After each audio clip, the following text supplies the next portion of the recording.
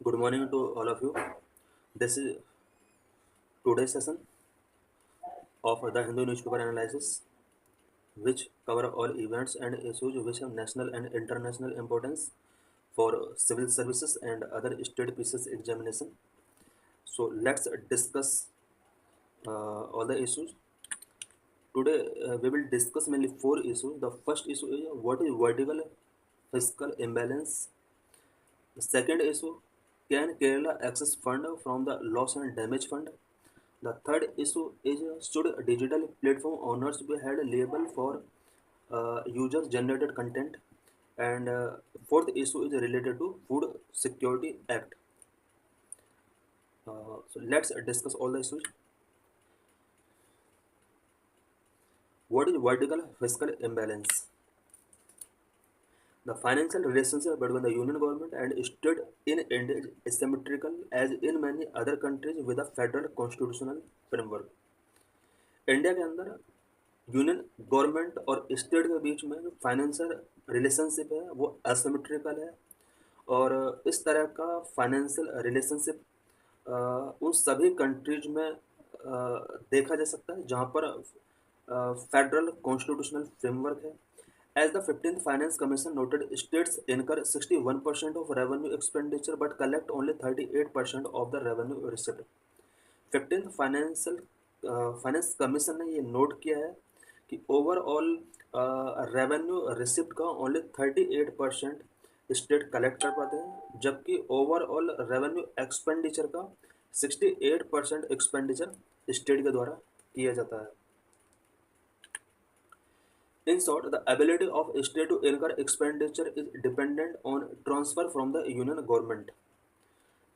State अपना जो भी एक्सपेंडिचर करते हैं लार्जली उन्हें यूनियन गवर्नमेंट के द्वारा जो ट्रांसफ़र किए जाते हैं उस पर डिपेंड रहना पड़ता है। Consequently there is the problem of vertical fiscal imbalance in Indian fiscal federalism where expenditure decentralisation overwhelm the revenue raising power of state. इसकी वजह से इंडिया के फिजिकल फेडरलिज्म में वर्टिकल फिजिकल इम्बैलेंस की प्रॉब्लम क्रिएट होती है। It means state का जो एक्सपेंडिचर है वो उनका रेवेन्यू कलेक्ट करने से कहीं ज़्यादा है और स्टेट को रेवेन्यू रेज करने की पावर यहाँ पर दी जानी चाहिए। Why should vertical fiscal imbalance be reduced? Vertical fiscal imbalance को रिड्यूस किया जाना चाहिए। Constitutionally the financial duties of union government and the state are divided. Constitution के द्वारा इंडिया में यूनियन और स्टेट गवर्नमेंट की जो फाइनेंशियल ड्यूटीज हैं वो डिवाइड की गई हैं। On the revenue front, the maximize the efficiency of tax collection, the personal income tax, the corporation tax and a part of indirect taxes are best collected by union government. Revenue front पर अगर देखा जाए, अगर tax collection की efficiency को maximise करना है तो union government personal income tax के थ्रू, कॉरपोरेशन टैक्स के through and some indirect tax के थ्रू टैक्स मैक्सिमाइज कर सकती है। But on the expenditure front तो maximise the efficiency of spending, publicly provide goods and services are best supplied by tier of government closest to the its user. But अगर expenditure front से देखा जाए, government अगर spending efficiency of spending को maximise करना चाहती है तो इसके लिए publicly provide goods and services पर बेस्ट तरीके से सप्लाई को इंक्रीज करना होगा। It is in this context that the extent of vertical finance physical imbalance merit attention. 15th Financial Commission had noted that India has had a larger and rising vertical imbalance than most other federations. 15th financial commission ने ये note किया है कि India के अंदर vertical fiscal imbalance rising हो रहा है और अदर फेडरेशन के कंपेयर में इंडिया के अंदर ये जो राइज हो रहा है ये बहुत स्पीड से राइज हो रहा है। The imbalances were further magnified during periods of crisis such as COVID-19 pandemic, which drew a large wedge between one's own revenue and expenditure responsibility at the subnational level. ये imbalance it means vertical fiscal imbalance जो सबसे ज़्यादा rise हुआ वो Covid 19 pandemic के time पर rise हुआ। problem of vertical fiscal imbalance falls under the purview of Finance Commission and it deal with broadly two questions. Vertical financial inequalities की जो प्रॉब्लम है वो फाइनेंस कमीशन के दायरे में आती है, क्योंकि फाइनेंस कमीशन को फंड डेवोल्यूशन की रिकमेंडेशन के लिए यहाँ पर रिस्पॉन्सिबिलिटी दी गई है। अब यहाँ पर ब्रॉडली टू क्वेश्चंस अराइज होते हैं जो कि फाइनेंस कमीशन के लिए होते हैं और फाइनेंस कमीशन उन पर वर्क करता है। The first question is how to distribute the tax collected by union government to the state as a whole. First question जो अराइज होता है कि फाइनेंस कमीशन यूनियन गवर्नमेंट के द्वारा जो टैक्स कलेक्ट किया जाता है स्टेट के लिए वो किस तरह से डिस्ट्रीब्यूट करता है। This transfer are made as a prescribed share of net proceeds gross tax revenue of union less surcharges cess and cost of collection. Finance commission इसके लिए जो भी शेयर ऑफ नेट प्रोसीड होता है उसको ट्रांसफ़र करती है। The second question is how to distribute tax across state. और स्टेट के अंदर फाइनेंस कमीशन किस तरह से टैक्स को डिस्ट्रीब्यूट करता है। The matter of vertical fiscal inequality arise as part of the first question से रिलेटेड है। VFI का जो मैटर है, apart from devolving taxes the finance commission also recommend grant to state in need of assistance under article 275 of constitution, but these are generally for short period and for specific purposes. Tax devolution जो किया जाता है state के लिए, इससे different finance commission कुछ grant भी recommend करता है स्टेट के लिए स्पेशल असिस्टेंट के तौर पे। ये आर्टिकल 275 के अकॉर्डिंग ऐसा किया जाता है, बट ये जो ग्रांट फिक्स किए जाते हैं ये शॉर्ट पीरियड ऑफ टाइम के लिए और स्पेसिफिक पर्पज के लिए किए जाते हैं। There are also transfer to the state that fall outside the finance commission ambit. Finance commission की एम्बिट के आउटसाइड भी कुछ ट्रांसफर स्टेट को किए जाते हैं। For example, the union government spend substantial amount under article 282 of the constitution on subject following in the state and concurrent list through centrally sponsored scheme and central sector scheme. Constitution के अंदर article 282 के अंदर state and concurrent list के जो subject हैं उस पर भी union government substantial amount spend करती है। इसके अंडर स्पॉन्सर्ड स्कीम हो सकती है, centrally sponsored scheme and central sector schemes भी हो सकती हैं। But such grants are tied transfers that include conditionality. In sum, the devolution of tax from the net proceed is the only transfer to the state that is untied or unconditional. Union का जो भी net proceed होता है उसमें से state के लिए जो टैक्स डेवोल्यूशन ट्रांसफ़र जो किए जाते हैं ये वही ट्रांसफ़र किए जाते हैं जो अनटाइड है या अनकंडीशनल है। बाकी जो भी कंडीशनल ट्रांसफ़र हैं वो ग्रांट के तौर पर स्टेट को ट्रांसफ़र कर दिए जाते हैं। Estimation of vertical fiscal imbalance after devolution of tax. The 15th Finance Commission had noted that India had had a larger and rising vertical fiscal imbalance than most other federations. 15th Finance Commission ने note किया कि other federation के compare में India के अंदर vertical fiscal imbalance rising हो रहा है। This is graphical representation how this is rising year 2015-16 VFI after tax devolution. Vertical fiscal imbalance after tax devolution यहाँ पर ये रेशो में दिया हुआ है and desired share of tax devolution to eliminate VFI को एलिमिनेट करने के लिए डिजायर्ड शेयर कितना था 2015-16 में। जो ये VFI का जो रेशो था 0.12 था, जबकि यहाँ पर टैक्स डेवोल्यूशन जो डिजायर किया गया था वो 47.82% डिजायर किया गया था। 2022-23 का अगर देखा जाए तो ये रेशो यहाँ पर 0.20 हो गया था और यहाँ पर एक्सपेक्ट किया गया था कि ओवरऑल सेंट्रल पूल का 51.42% टैक्स डेवोल्यूशन स्टेट के लिए किया जाए। In the attach table we show that the average share of net proceeds devolve to the state between 2015-16 and 2023 should have been 48.94% to eliminate the VFI। अभी जो हमने table देखा इस ये टेबल शो कर रहा है कि 2015 से 22 के बीच में स्टेट्स को जो प्रोसीड डिवॉल्व किया गया है वो उतना नहीं जितना होना चाहिए था। स्पेशली वीएफआई को एलिमिनेट करने के लिए 48.94% का डिवोल्यूशन होना चाहिए था। But the share of tax devolution recommended by the 14th and 15th Finance commission were only 42% and 41% respectively of the net proceed. लेकिन यहाँ पर फाइनेंशियल कमीशन के द्वारा 2015-16 में जो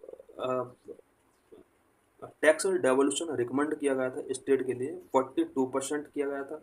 वहीं 2022 में जो रिकमेंड किया गया था स्टेट के लिए डेवोल्यूशन करने के लिए 41% किया गया था। रियल में 48.94% का टैक्स डेवोल्यूशन किया जाना चाहिए अगर VFI को अगर एलिमिनेट करना था। Need to raise tax devolution. Many states have raised the demand that the share of tax devolution from the net proceed must be fixed at 50% by the 16th Finance Commission. मैंने state ने demand raise की है कि overall जो भी net proceed होता है union government का उसमें से 50% तक का टैक्स डेवोल्यूशन स्टेट के लिए किया जाना चाहिए। Such an increase in devolution would place more untapped resources in the hands of the state to spend on their citizens. इस टाइप का अगर डेवोल्यूशन इंक्रीज किया जाएगा तो इससे स्टेट को स्पेंड करने के लिए स्पेशली सिटीजन्स पर जो स्पेंड किया था स्टेट के द्वारा वो काफ़ी इंक्रीज हो सकता है। It would also ensure that state expenditure better response to jurisdictional need and priorities and that the efficiency of expenditure is enhanced. Overall it will be move toward the healthy systematic cooperative fiscal federalism. अगर 50% तक net proceed का tax devolution किया जाएगा तो इसकी वजह से cooperative fiscal federalism को हेल्दी किया जा सकता है। Can Kerala access fund from the loss and damage fund? What is issue? In the wake of devastating landslides that recently struck Kerala's Wayanad district, a crucial conversation has emerged around whether subnational entities can seek compensation through the UNFCCC United Nations Framework Convention on Climate Change Loss and Damage Fund. Kerala के अंदर Wayanad district में landslide का जो incident हुआ था उसकी वजह से एक क्रूशियल कन्वर्सेशन यहाँ पर इमर्ज हुआ है कि सब नेशनल एंटिटीज क्या UNFCCC का जो लॉस एंड डैमेज फंड है उसके थ्रू सब नेशनल एंटिटीज क्या कंपेंसेशन सीख कर सकती हैं। While this demand is justiciable, accessing climate fund is far more complex than it appears. ये जो डिमांड है ये जस्टिसेबल है बट क्लाइमेट फंड तक एक्सेस करना मोर कॉम्प्लेक्स होता है। What is the loss and damage fund? Loss and damage fund UFCC का जो है ये क्या है?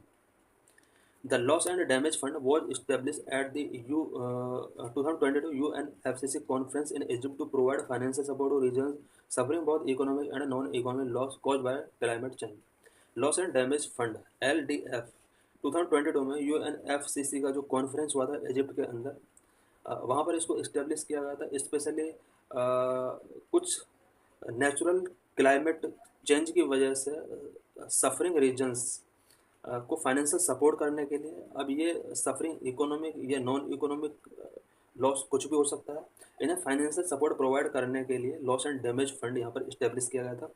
This include extreme weather events and slow onset process such as raising sea level.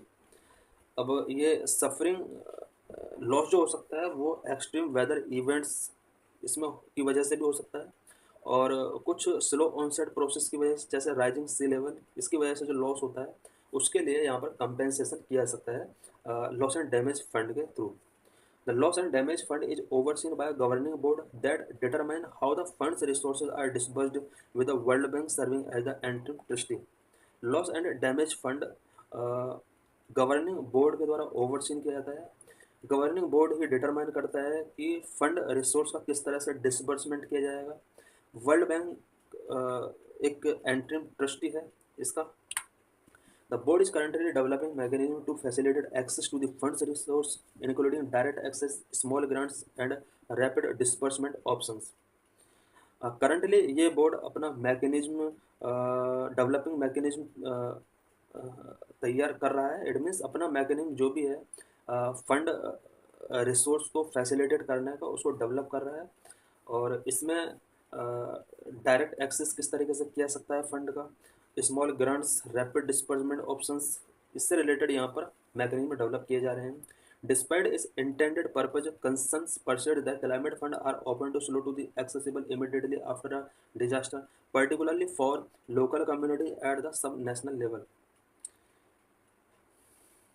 Climate fund से रिलेटेड एक कंसर्न अभी भी परसिस्ट है, क्योंकि कोई भी डिजास्टर किसी कम्युनिटी, किसी पर्टिकुलर लोकल कम्युनिटी एरियाज में अगर आता है तो उसके लिए accessible fund, immediate accessible fund अभी नहीं है. और कोई भी जो इस तरह की जो भी फंड होते हैं जो कि लोकल कम्युनिटी की को लॉस को कंपेंसेट करते हैं, वो इमीडिएट रीच होना चाहिए उसका. It is anticipated that the LDF may face similar challenges. यह एंटिसिपेट किया जा रहा है कि लॉस एंड डैमेज फंड भी इस तरह के चैलेंजेस को फेस करेगा. What has been India's role? India suffered over $56 billion in damage from weather-related disasters between 2019 and 23. 2019 से लेकर 2023 में इंडिया के अंदर जो भी वेदर रिलेटेड डिजास्टर्स आए हैं उसकी वजह से इंडिया ने अबाउट $56 बिलियन का डैमेज फेस किया है. Despite this, India has prioritize mitigation activity over adaptation in national climate action policy and budget. India ने एडेप्टेशन की जगह national climate action policy and budget में मिटिगेशन एक्टिविटीज़ को priorities दी है. इट मीन्स किस तरह से इस तरह जो वेदर रिलेटेड डिजास्टर हैं इसको किस तरह से मिटिगेट किया जा सकता है, इस पर इंडिया ने ज़्यादा फोकस किया है.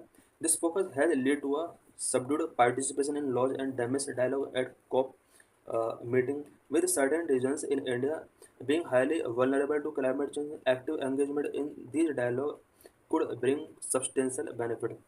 इंडिया ने लॉस एंड डैमेज डायलॉग से अपने आप को सबड्यू किया है, और ऐसा करने से इंडिया को कहीं ना कहीं जो क्लाइमेट चेंज की वजह से वल्नरेबिलिटी है, लॉस एंड डैमेज फंड से जो प्रॉफिट मिलना चाहिए वो प्रॉफिट शायद नहीं मिल पाएगा. इसलिए इंडिया के लिए ये बहुत नेसेसरी है कि वो लॉस एंड डैमेज जो भी एंगेजमेंट हैं, जो भी मीटिंग्स हैं उसको एक्टिवली तरीके से अटेंड करें और इसके जो भी बेनिफिट हैं उसको गेन करें. Within India there is an urgent need for a clear legal and policy framework to streamline climate finance. India को क्लाइमेट फाइनेंस को स्ट्रीमलाइन करने के लिए clear legal and policy framework India के लिए अर्जेंट है, particularly for adaptation and loss and damage in line with the principle of locally led adaptation which are crucial for vulnerable communities. vulnerable communities के लिए ये बहुत ही important है कि जो भी उन्हें लॉस होता है इमिडिएटली उन्हें कंपेंसेट किया जाए. The introduction of a climate finance taxonomy in Union Budget 2024 has raised expectations for increased international climate finance. However, without clear guidelines on accessing loss and damage fund within India, frontline communities will continue to be vulnerable. जब तक India frontline communities के अंदर जो भी loss and damage हो रहा है उस तक क्लियर गाइडलाइंस, उसके लिए क्लियर गाइडलाइंस और एक्सेसिंग नहीं करेगा, तब तक इन कम्युनिटीज का वल्नरेबिलिटी कंटिन्यू होता रहेगा. In international climate change negotiations, India should advocate more decentralized method of fund disbursement from the LDF as opposed to the centralized system used for other climate fund. International climate change negotiations जितना भी होता है India को LDF के अंदर जो fund disbursement होता है उसके अंदर डिसेंट्रलाइजेशन के लिए इंडिया को एडवोकेट करना चाहिए, बिकॉज जितने भी other climate funds related provision है वो सेंट्रलाइज सिस्टम के अंडर वर्क करते हैं. शुड डिजिटल प्लेटफॉर्म ओनर्स भी held liable for user generated content. User generated content जितना भी है क्या उसके लिए प्लेटफॉर्म ओनर को लेबल हेड करना चाहिए? Why in news? Russia bound tech tycoon Pavel Durov, the founder of Telegram, was arrested in Paris on August 24, 2024. August 24 को टेलीग्राम के फाउंडर पावेल डुरोव को पेरिस के अंदर अरेस्ट किया जाता है. French authorities announce that mister Durov is under investigation for a litany of serious crimes including enabling the distribution of child sexual abuse material on app, facilitating drug trafficking and refusing to cooperate with the law enforcement.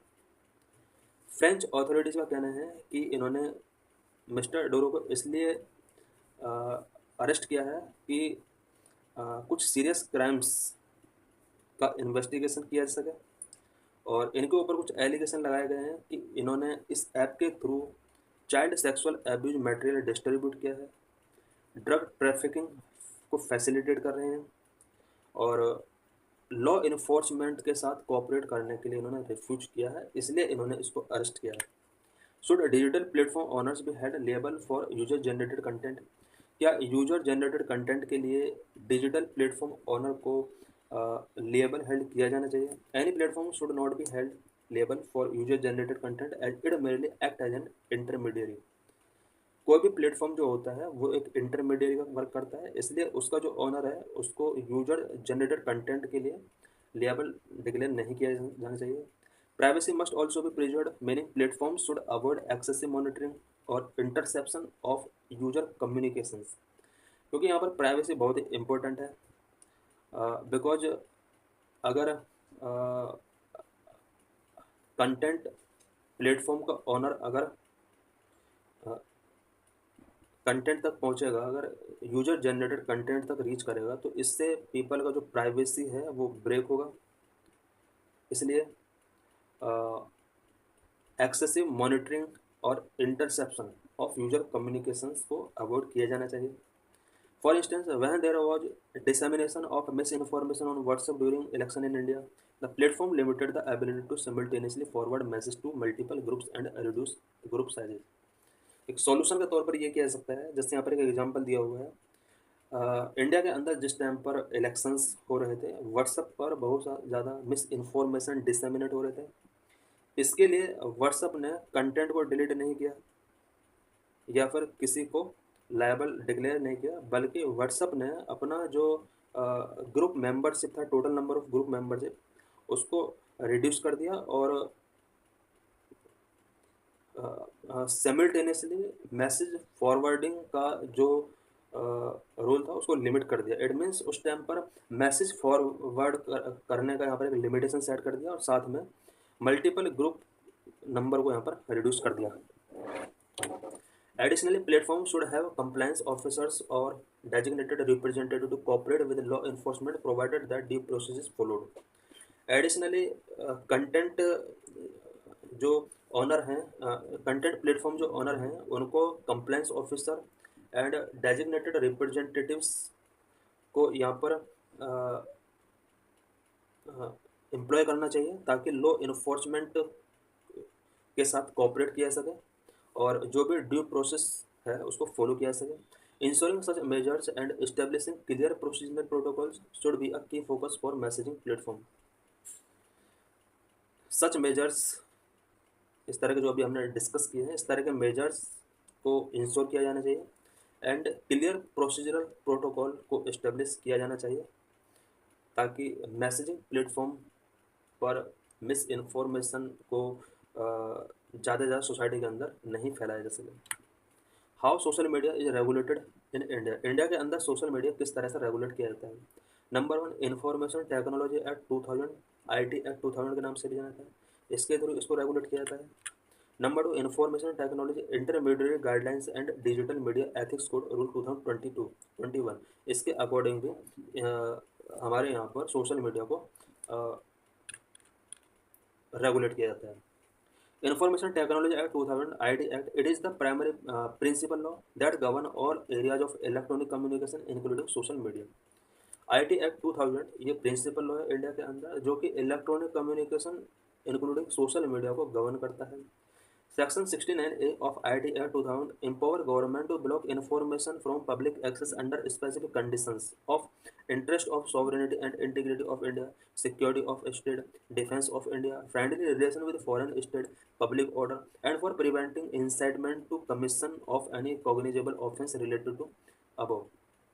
IT act 2000 का section 69 government को empower करता है कि वो India की sovereignty and integrity से related है, security of state से रिलेटेड, डिफेंस ऑफ इंडिया से related, friendly relation with foreign state और पब्लिक ऑर्डर से रिलेटेड। अगर कोई भी मिस इन्फॉर्मेशन है उसको पब्लिक एक्सेस करने से रोक सकती है, उसको ब्लॉक करा सकती है। गवर्नमेंट के पास एक पावर है।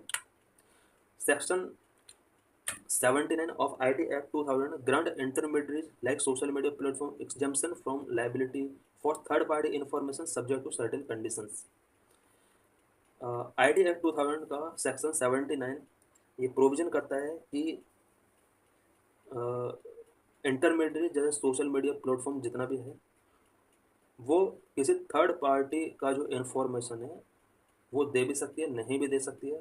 It means social media platform third party का इन्फॉर्मेशन मांगने पर, गवर्नमेंट अगर मांगती है तो वो दे सकती है, नहीं दे सकती, लेकिन कुछ कंडीशंस में इसको थर्ड पर्सन की जो कंटेंट है उसको एक्सेस कर सकती है government. The intermediary's role is limited to providing access to a communication system through which third-party information is transmitted, hosted, or stored. However, some controversial sections like Section 66A dealing with online content were struck down by the Supreme Court due concern about freedom of speech in Syria Singhal versus Union of India case। Third party की कोई भी information digital media platform के through वहाँ तक access करना बहुत ही limited है government के लिए। बट सेक्शन 66A के अंदर ये प्रोविज़न किया गया है, स्पेशली इसमें ऑनलाइन कंटेंट को डील करने से रिलेटेड प्रोविज़न है। और ये सुप्रीम कोर्ट के द्वारा Shreya Singhal versus union of India का जो केस था इसमें फ्रीडम ऑफ स्पीच के थ्रू यहाँ पर इसको स्ट्राइक डाउन कर दिया गया था। Number of Information Technology Intermediary Guidelines and Digital Media Ethics Rule 2021. It mandates social media platform to exercise greater diligence in content moderation, ensuring online safety by promptly removing inappropriate content। Social media platform के लिए यहाँ पर कुछ ethics code यहाँ पर declare किए गए थे और यहाँ पर सोशल मीडिया प्लेटफॉर्म के लिए गाइडलाइंस में इंश्योर करने के लिए कहा गया था कि इनअप्रोप्रिएट कंटेंट जो भी है उसको इमीडिएटली रिमूव किया जाना चाहिए और ऑनलाइन सेफ्टी को इंश्योर किया जाना चाहिए। Users must be educated about privacy policies, avoiding copyrighted material, defamatory content और anything that threat national security और फ्रेंडली रिलेशंस। प्लेटफॉर्म के लिए ये मैंडेट कर दिया गया था कि यूजर को प्राइवेसी पॉलिसीज का एजुकेशन होना चाहिए, कॉपीराइट मटेरियल को अवॉइड किया जाना चाहिए, डिफेमेटरी कंटेंट को अवॉइड किया जाना चाहिए और कोई भी ऐसा कंटेंट जो national security and friendly relation को थ्रेट करता है उसको रिमूव किया जाना चाहिए। 2023 amendment to this rule state that online intermediaries including social media platform like Facebook and internet service provider like Airtel must prevent the spread of inaccurate information about the Indian government। 2023 last year भी कुछ amendment किए गए थे। इन amendment के अंदर ये provision किया गया था कि जो भी ऑनलाइन इंटरमीडिएट हैं including social media platform like Facebook and internet service provider जैसे एयरटेल, जियो, इनके लिए स्पेशल गाइडलाइंस रिलीज किया गया था कि गवर्नमेंट ऑफ इंडिया से रिलेटेड अगर कोई भी इनएक्यूरेट इन्फॉर्मेशन स्प्रेड की जाती है उसको प्रिवेंट किया जाना चाहिए। They should also remove content flagged as false by fact checking unit to maintain legal protection from third party content. However the implement of amendment provision were recently halted by supreme court. हालांकि 2023 के जो amendment थे इसको supreme court of India के द्वारा halted किया गया। The food security act has revamped the PDS। What is issue? During the discussion on National Food Security Act (NFSA) 2013, there was nervousness about guaranteeing food security through the PDS system। National food security act 2013 के implementation से पहले जिस time पर इससे related discussion किए जा रहे थे, पब्लिक डिस्ट्रीब्यूशन सिस्टम के थ्रू फूड सिक्योरिटी की गारंटी के प्रति एक नर्वसनेस थी जो लोग उस टाइम पर डिस्कशन कर रहे थे। बिकॉज PDS सिस्टम पहले से चला आ रहा था बट NFSA 2013 में यहाँ पर इम्प्लीमेंट किया जाता है। बट यहाँ पर ये एक नर्वसनेस पैदा कर रहा था कि NFSA 2013 क्या PDS सिस्टम को स्ट्रॉन्ग करेगा, क्या इसके थ्रू फूड सिक्योरिटी की गारंटी दी जा सकती है। The nervousness stemmed from the poor record of the PDS according to National Sample Survey data in 2011-12 at the all India level leakage was at 41.7%। क्योंकि इससे पहले 2011-12 में नेशनल सैंपल सर्वे का data आया था जिसमें ये शो किया गया था कि ऑल इंडिया लेवल पर पीडीएस का जो लीकेज है वो 41.7% लीकेज है। Between 2004 to 2011 several early reforming states saw a dramatic reduction in leakage. Bihar from 91% to 24%, Chhattisgarh from 52% to 9%, and Odisha from 76% to 25%। 2004 से 11 के बीच में सेवरल स्टेट के अंदर लीकेज, पीडीएस लीकेज के अंदर बहुत सारे यहाँ पर रिफॉर्म किए गए।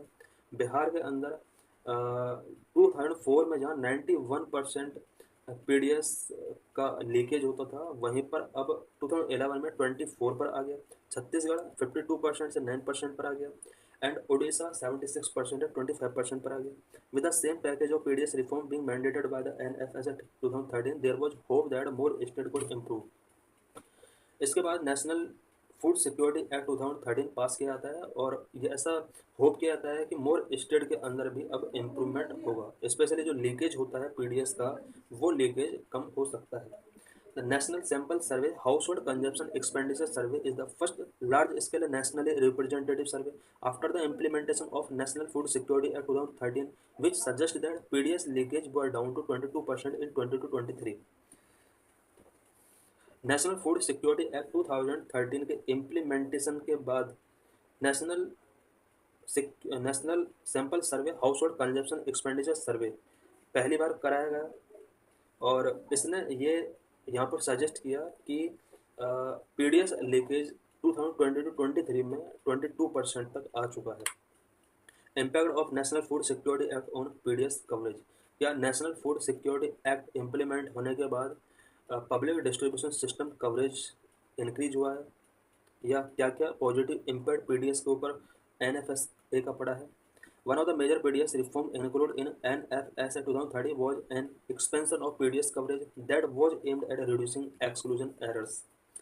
सबसे पॉजिटिव इम्पैक्ट जो पीडीएस के ऊपर पड़ा है एनएफएसए एक्ट 2013 का, वो ये पड़ा है कि पीडीएस कवरेज इसका एक्सपेंशन हुआ है, और एक्सक्लूजन एरर्स को भी यहाँ पर रिड्यूस किया गया है, क्योंकि पहले कुछ पर्सन्स को एक्सक्लूड कर दिया जाता था पीडीएस सिस्टम से, अब उसको उसकी जो एरर थी उसको भी रिड्यूस किया गया है। In 2011-12 before NFSA less than 50% of household has ration card and the proportion of household getting anything from the PDS was around 40%। That was an improvement over 2004-5 when less than a quarter of household were accessing the PDS. 2004-5 में only about a quarter, it mean 24% household ही थे जो PDS के through access कर रहे थे। It means public distribution system के through इन्हें जो प्रॉफिट मिल रहा था, ओवरऑल पॉपुलेशन जिनको प्रॉफिट मिलना था उसका ओनली 24% को ये प्रॉफिट मिल रहा था। एनएफएसए से पहले 2011-12 में ओवरऑल पॉपुलेशन जिसको पीडीएस के थ्रू राशन मिलना था, उनमें से सिर्फ 50% का ही राशन कार्ड बना हुआ था, राशन कार्ड होल्डर्स थे, और जितना राशन कार्ड उस टाइम पर बना हुआ था उसका भी 40% लोगों तक ही पीडीएस एक्सेस कर रहा था। The improvement between 2004 and 11 was driven by reforms in states such as Chhattisgarh and Odisha, where the PDS coverage increased substantially in this period। 2004 और 11 के बीच में कुछ स्पेशल स्टेट्स जैसे कि छत्तीसगढ़ एंड उड़ीसा के अंदर कुछ रिफॉर्म किए गए थे। इस रिफॉर्म की वजह से वहाँ पर पीडीएस कवरेज सब्सटेंशियली तरीके से इंक्रीज हुआ। For instance in Chhattisgarh there was a 3-fold increase 21% to 63% in proportion of household using the PDS. According to HCES data, in 2020 to 23, the proportion of household buying from the PDS has increased further to 70%। 2004 में छत्तीसगढ़ के अंदर जहां पर 21% लोगों को यहाँ पर PDS के अंदर कवरेज किया गया था, वहीं 2011 में 68.3% लोगों को पीडीएस कवरेज के अंदर लाया गया, और 2022-23 का जो HCES का डाटा है वो शो करता है कि अबाउट 70% लोग पीडीएस कवरेज के अंडर आ चुके हैं। In large part this is the result of roll out of NFSA. ये जो रिजल्ट है कहीं ना कहीं नेशनल फूड सिक्योरिटी एक्ट का ही ये रिजल्ट है। In spite of improvement in coverage, the center is falling short of coverage mandated by the NFS. A 50% of rural population, 75% of urban population, that is around 66%. National food security act के अंदर ये provision किया गया है कि rural population का 50% और urban population का 75% लोगों को इस एक्ट के अंदर पीडीएस सिस्टम में कवरेज करना है। बट गवर्नमेंट ने अभी उतना इम्प्रूवमेंट नहीं किया है जितना अभी किया जाना चाहिए था कवरेज को बढ़ाने के लिए। Early work based on administrative data suggest that only 59% had access to PDS as NFSA beneficiaries. Data ये शो कर रहा है कि national food security act beneficiaries के तौर पर पीडीएस के थ्रू जो एक्सेस कर रहे हैं सिर्फ 59% लोग ही एक्सेस कर रहे हैं। 59% जो एक्सेस है ये only national food security act के अंदर है। इससे अलग भी लोगों को पीडीएस सिस्टम के अंदर कवरेज मिला हुआ है जो कि नेशनल फूड सिक्योरिटी एक्ट के अंदर नहीं आते हैं। Similarly, according to HCS, out of 70% who access the PDS, only 57% to 61% have NFSA ration card. PDS system के थ्रू जितने लोगों को कवरेज किया गया है अबाउट 70%, उनमें से 70% लोग ऐसे हैं जो कि